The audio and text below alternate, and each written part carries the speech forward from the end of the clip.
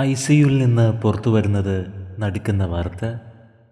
രക്തത്തിൽ ഇൻഫെക്ഷൻ ബാധിച്ചതിനെ തുടർന്ന് 3 ആഴ്ചയായി ആശുപത്രിയിൽ ചികിത്സയിലായിരുന്ന പ്രശസ്ത ബംഗ്ലാദേശി നടി അഞ്ജന റഹ്മാനാണ് അന്തരിച്ചത്. കഴിഞ്ഞ ശനിയാഴ്ച പുലർച്ചെയാണ് അന്ത്യം സംഭവിച്ചത്. ബംഗ്ലാദേശിലെ ഫിലിം ആർട്ടിസ്റ്റ് അസോസിയേഷൻ പ്രസിഡന്റ് മരണവാർത്ത സ്ഥിരീകരിച്ചു.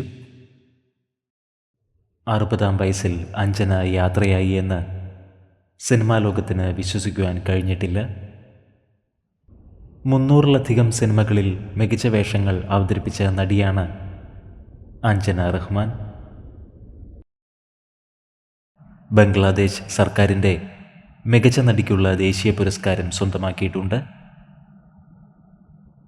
പ്രിയ നടിക്ക് പ്രണാമം.